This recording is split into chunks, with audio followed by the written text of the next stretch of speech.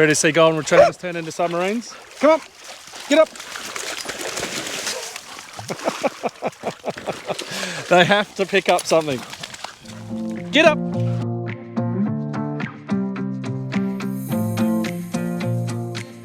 G'day everyone, welcome back. It's been a while. I'm back. We're back.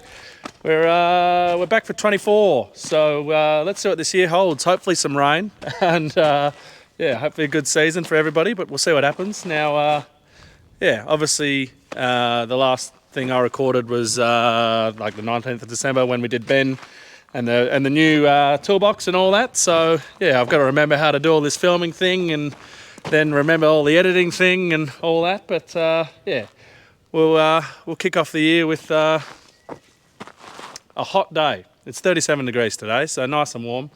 Henry is actually out with Manny, so I'll go and show you guys that.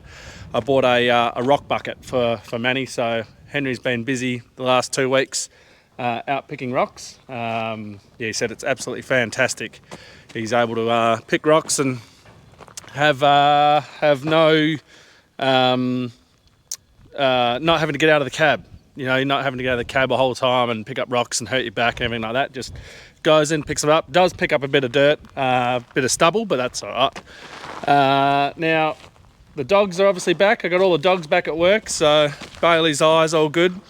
And Dexter is doubled in size. Haven't you, Dexter?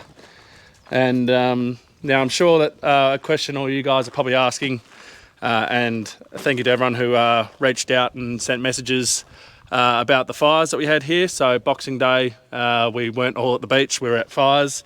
Not going to go too in depth of the fires or what happened, but so we had 2 fires that day.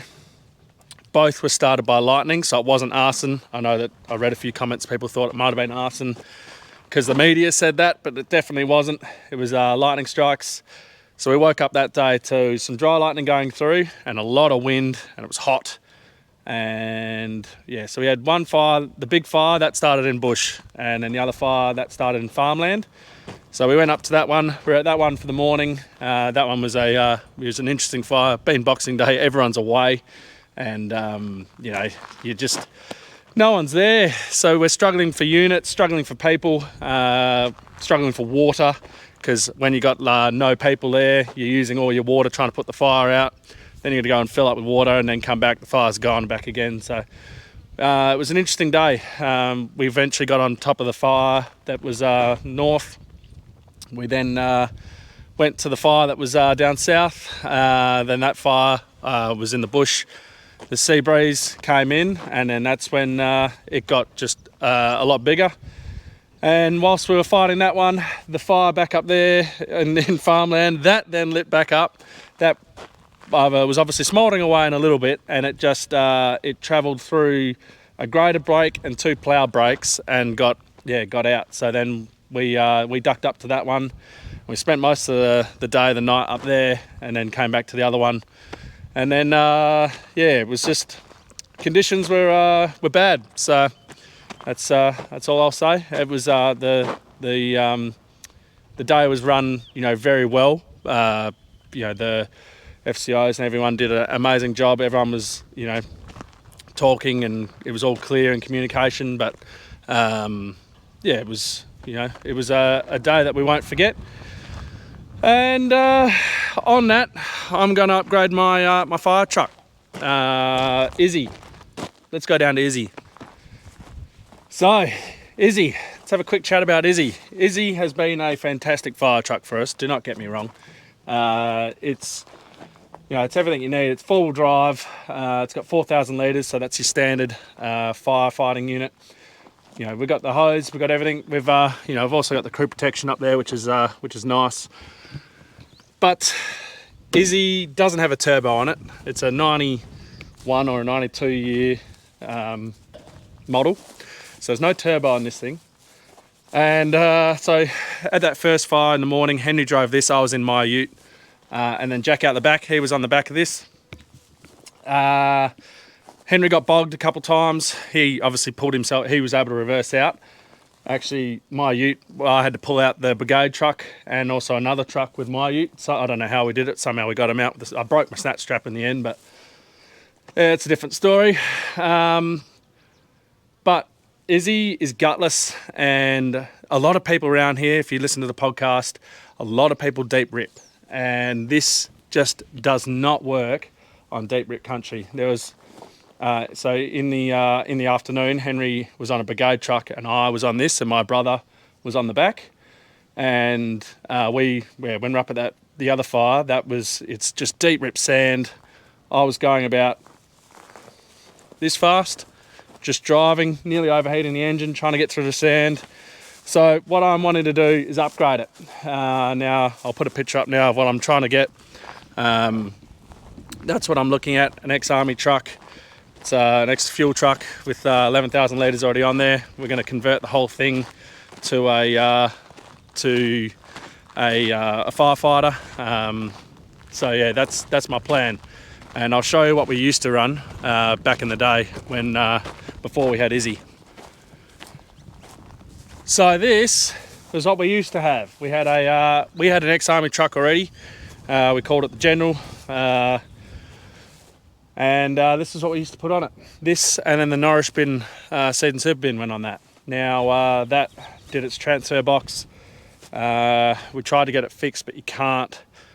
In order to get it fixed, this is how silly it is, because it's an ex-American army truck, you had to send all of it, like all the gearbox and the transfer case, everything had to go to America.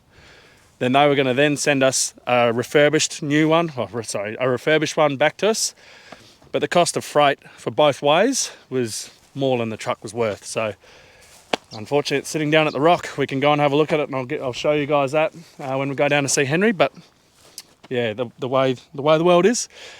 One good thing about this the Mack trucks, if we go for that, there's parts readily available for those. And my cousin Tom and George, they actually have one as well. So there's people around who know them and all that, so that'll be good. Now, this is what we used to have. So 7,000 litres, an absolute weapon of a cannon on the front there. Hopefully we could put something like that on the new truck. We built this back in, I think, 2010, 2011, something like that. What we had was an old stalker pump sitting around in the shed, and then we had a old Perkins engine here. So that's about 75 horsepower in the day. Now it's probably only about 20. Anyway, that used to be on our chaff carts back when Dad and Granddad and all the uncles built them. So what we did was we'd run this, never at full revs, because you'd pop hoses, because this stalker pump is unbelievable. So it's a silent rubber coupling in there is how it's operated, and then 20 litres a second is what we were getting out of it, or what it can get, and it was a weapon. You'd launch water out 20 metres, no worries. You'd go through your water pretty quickly, but this thing at a fire was like the 2015 fires we had, was unbelievable. You just go anywhere and you just knock down the flames that were, not even exaggerating, the height of the shed. They would it'd knock that down, and then we had another heavy unit, my cousin Tom behind in there, is getting what we missed. So yeah, it was fantastic for that. Things I don't like about this though is we always had to come out the back to start it, run it up, turn it on, everything like that, fuel it up. And as the driver, you could never see. There was that issue. We tried to put a reversing camera out here to see, but it kept overheating in the truck when you were just sitting during the day.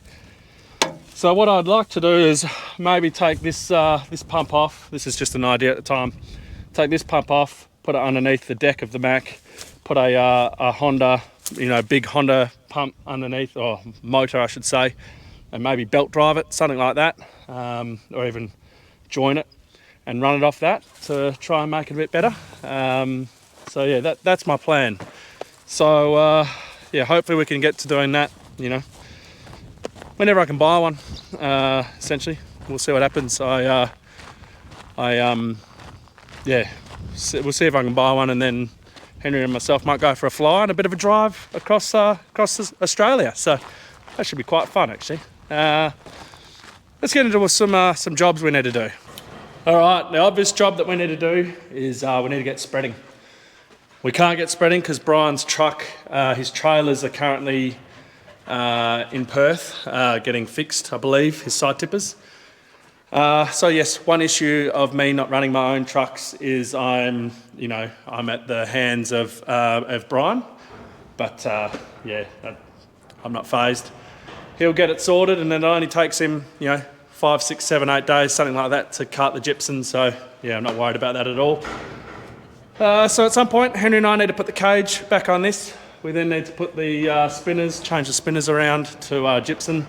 Obviously hook it onto the tractor. We actually need to get a new ball because the ball was busted and we had to actually cut that off. And I've just remembered that, so I'm going to go and do that now. So yeah, that's what we need to do. Maybe do some lime as well. I'll look at my source handling results and talk with the agronomist and see what they reckon.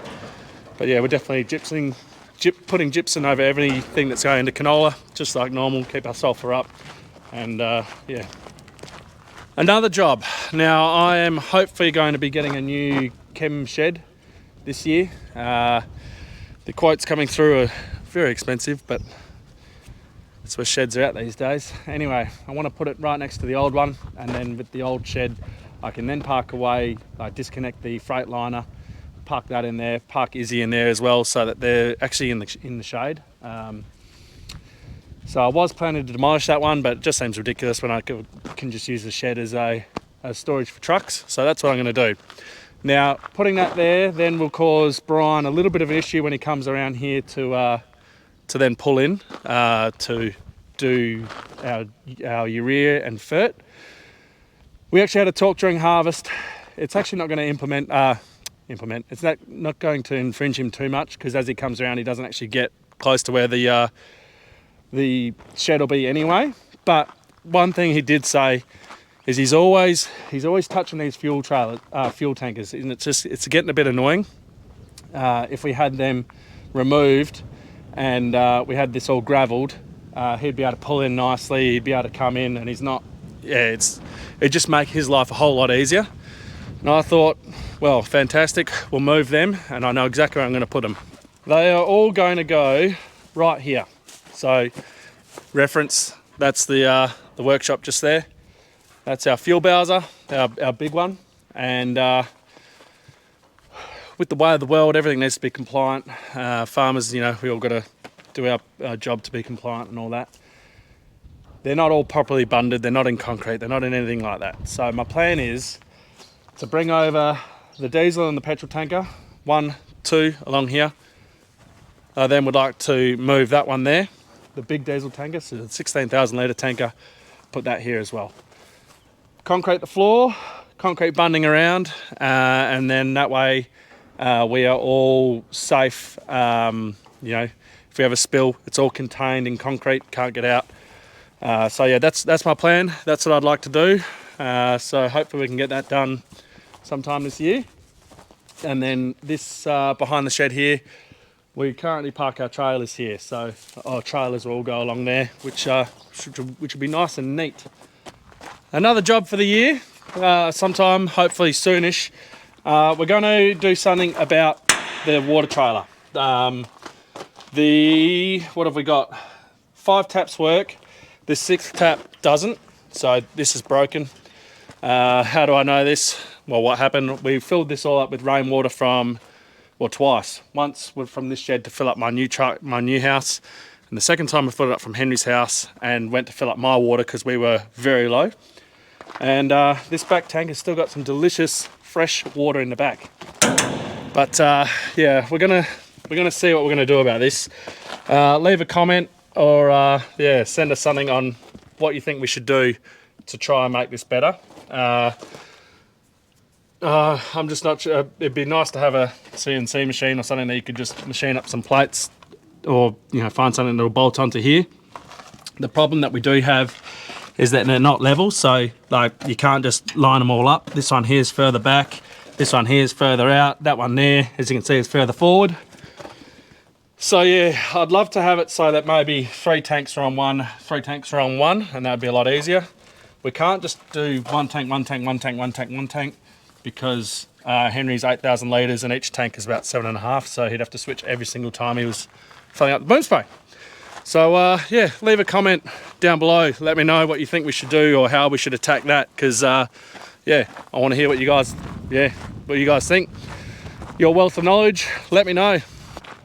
So these are just, you know, major sort of jobs that we've got around the place. We've got lots of little jobs and things like that that need to be done. Here's all my my camping gear that I need to sort out. You know, I need to sort out my workbench a lot better. Put, you know, some new cabinets or something in there just to make it all a lot nicer and neater. But one thing I need to do. I currently have Optus right there. It's on a Yagi pointing to Munglunup. I've now got a Starlink. So I'm going to use the Starlink. Now that's from Summers. He bought Starlink back in his first harvest here because, you know, it was a very wet harvest and he spent a lot of time over in those quarters. Dexter, what are you doing? Trying to get in the water bowl. Anyway, so he bought that and then, yeah, he very kindly gave it to me when he left. So that's now the shed's new Wi-Fi, which I've been wanting to have a good, reliable Wi-Fi for a while. The Optus really isn't. I do currently have 2 security cameras on the sheds, and I'm not going to show you where they are, but they're pointing towards the fuel bowser and then pointing, you know, out in the yard. So one good thing about getting good, reliable Starlink is I can put some actual proper CCTV in, and yeah, do some proper security. And having the fuel bowsers over there will actually be really nice. Fuel bowsers there, it's really easy for someone just to drive down, see them straight away and get to them. Over there, you know, they're a little bit more hidden. You know, don't try and give everyone, you know, there it is, take it. So yeah, that's what we're gonna do. All right, so enough of me talking. Let's go and I'll show you guys, well, we'll drive past the General, I'll show you the truck. And yeah, we'll go see Henry in action with the new rock bucket. Come on, get up.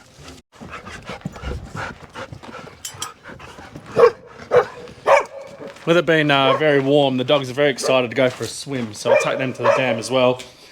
Now, you've noticed I've got Casey. Dad is off to New Zealand on Wednesday. So we've got Casey for the next couple of weeks.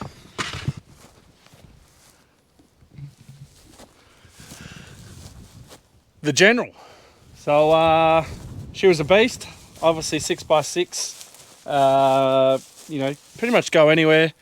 I have seen it bogged once, but that was in a very muddy year back in like 2009, 2010, something like that. So at the moment, obviously the drive shaft and everything is in disarray. It was left-hand drive because this is an ex-army truck, but from America.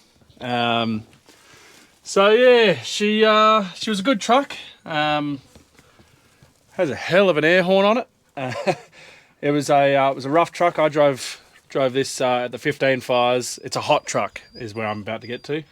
My water bottle's even sitting in there just like overheated, so I didn't have any water that day because it was just so hot.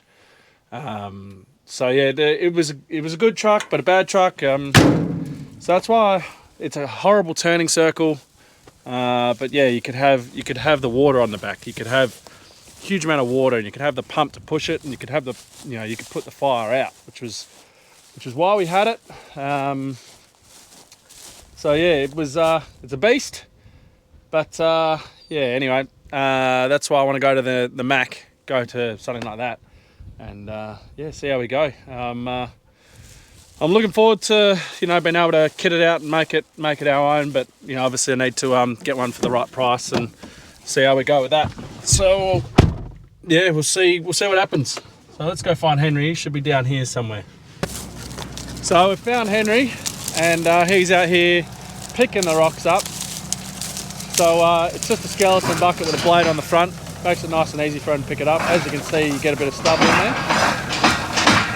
But all the dust, the idea is it all comes through. Now where he is, I'm not sure how well it'll pick up. There's a lot of rocks around here. Now what this is an old rock pile. A couple of years ago, we got rid of all the rock piles around here. So yeah, we'll see how he goes. He's got all these ones to pick up.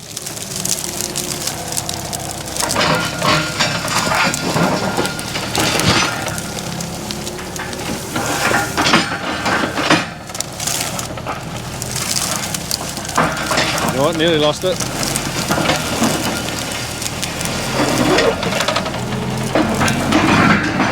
Another time this is going to come in handy is when we do gravel carting. So gravel carting is going to be after gypsum.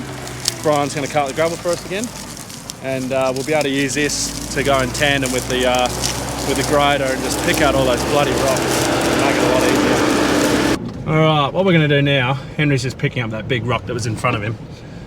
We're in a big vein, as you guys could see, and Henry hasn't been putting the blade down and just going the whole length, because well, this is the biggest area he's come to, and he thought that it might block up with dirt and everything, which most likely will, but we're going to see what happens, and if it doesn't work, then we will grab the pinwheel rake.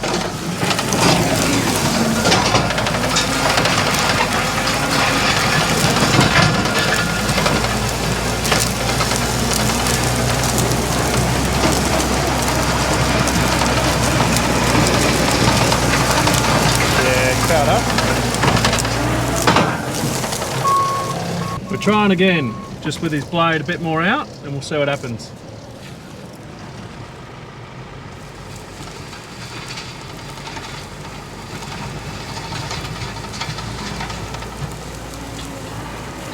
Nah, you're right, it's just going to collect too much dirt. I think the wind's a bit too aggressive that time. I ended up taking myself down. Yeah, Rog.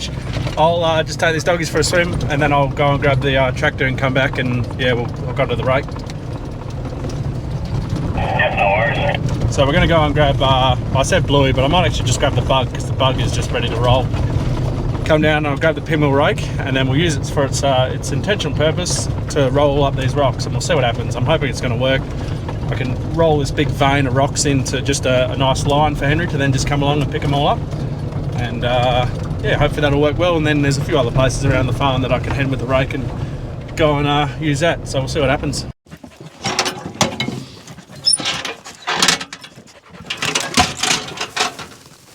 Need a hand, Dexter? Come here.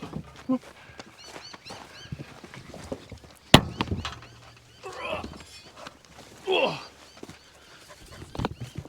Come on.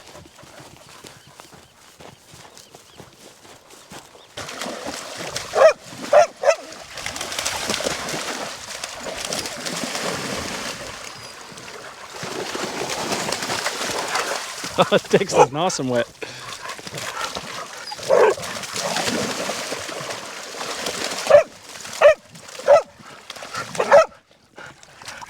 Problem is, none of these dogs jump. Now I've got to lift every single one of them back onto the ute. I'm going to get nice and wet.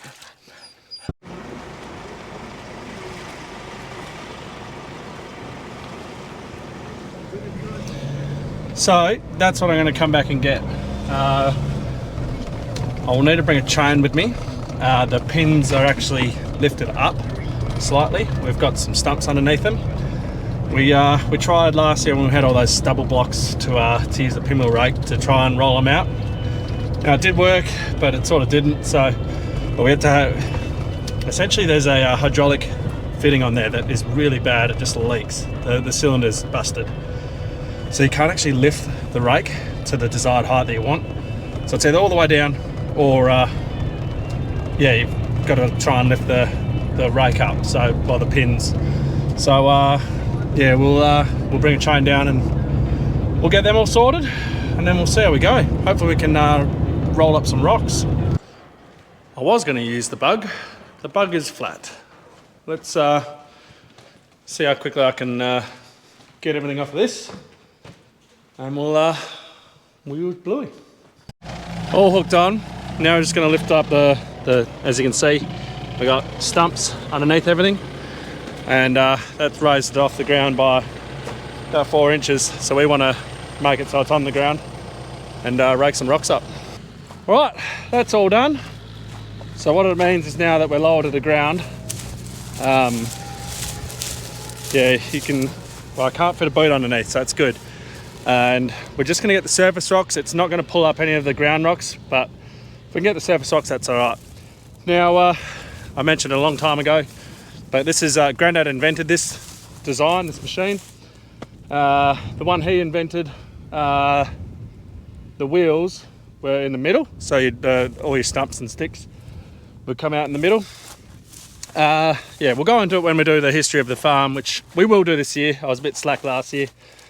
And, you know, let everyone know, you know, pretty awesome that Grandad invented this. And then, yeah, he then gave the patent away for doing some, in exchange for, I think it was some fence work on the farm was all it was. But, yeah, no, pretty cool. So we'll get right in depth on that when it comes time. But let's go see if we can rake up some rocks. Right, we're coming up here to see how we go.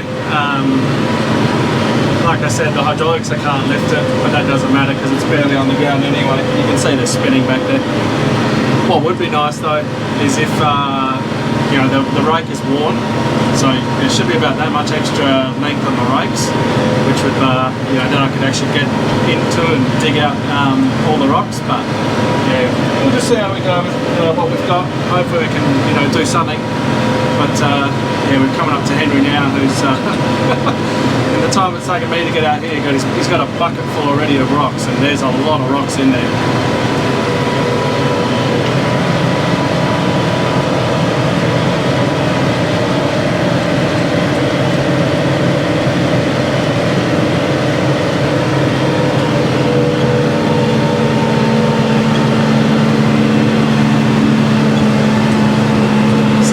Large rocks. Alright, let's see how we go in. Pull up here, we'll drop down a gear, and we'll give it a go.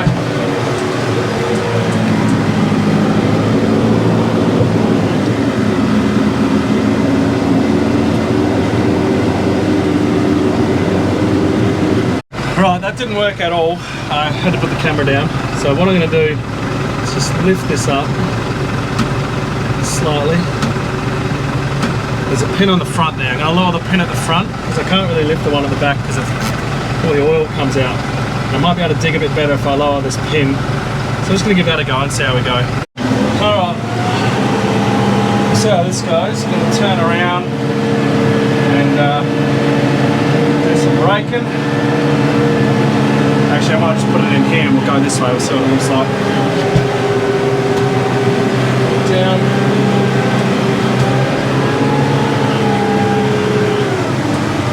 Nah, it's too, I'm going to go again. Alright, I've lowered it down as low as it, well, not as low as it goes, so I can go another step lower, but we'll see if this works.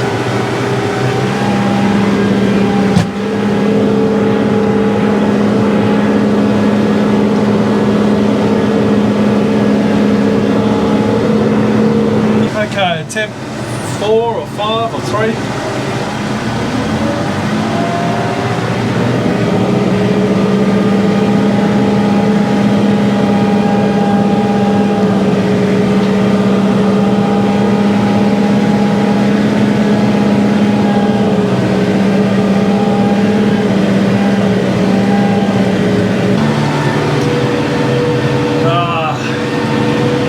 Just saying about how they're worn. It'd be nice if they were a bit longer. I'll keep persevering for a few more passes and just see what happens.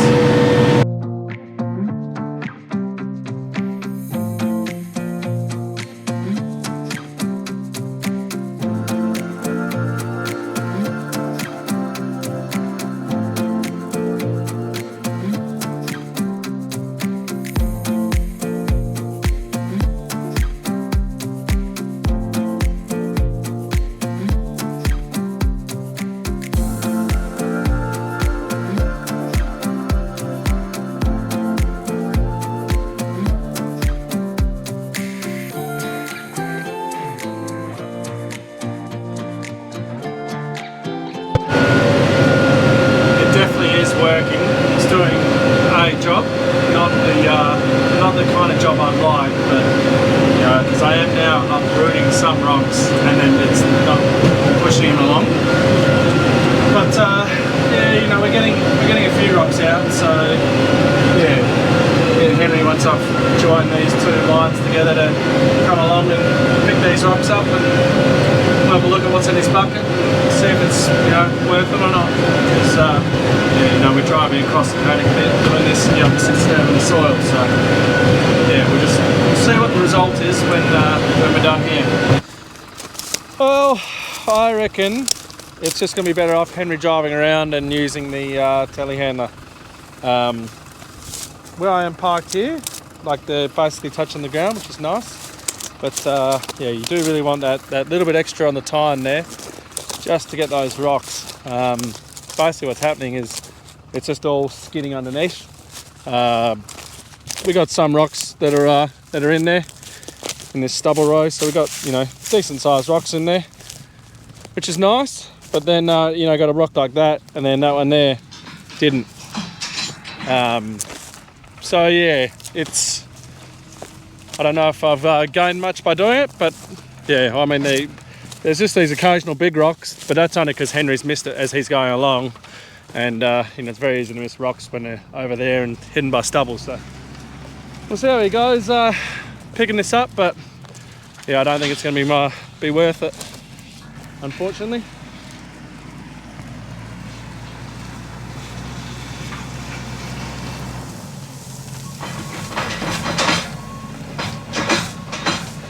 And that's the other thing, because it pushes up a lot of stubble with it. And then we're in a canola paddock here, but that's barley stubble from the year before.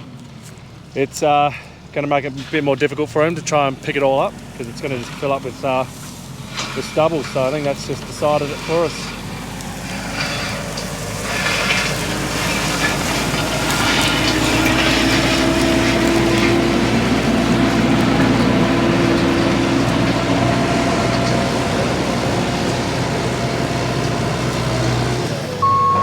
Yep, we decided that we'll just do it with Manny.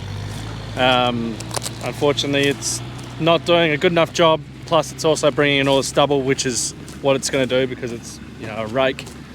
And yeah, it just makes it too hard for Henry to pick up. He's going to have to go. Oh, there you go. He's going off now with only half that run, not even half maybe, because he's all full of stubble. So we'll go drop this off and head back to the shed. Right, well, we've just got back from lunch. Before lunch it was 36 degrees, and then now it's 38 and it's still climbing. So we're actually going to knock off. We don't want to be out working in paddocks when it's that hot. Just, you know, you run the risk of, you know, starting a fire, which we do not want to do. So yeah, we're not going to go out and do paddock work. And the Manitou was starting to overheat aircon wise and engine wise towards the end there because of all that dust that Henry's picking up from that row that I created. And I mean, we could do jobs in the shed, or, you know, we've got the Starlink to mount and all that. But again, it's 38, hot, sunny, you know, I don't want to get sunburnt, and just, yeah, we're going to knock off. So anyway, we'll leave the video there. Thank you very much for watching. Don't forget to like, subscribe and share. And yeah, we will be back. We're back now, so yeah, the video should now flow like normal. So I'm looking forward to it.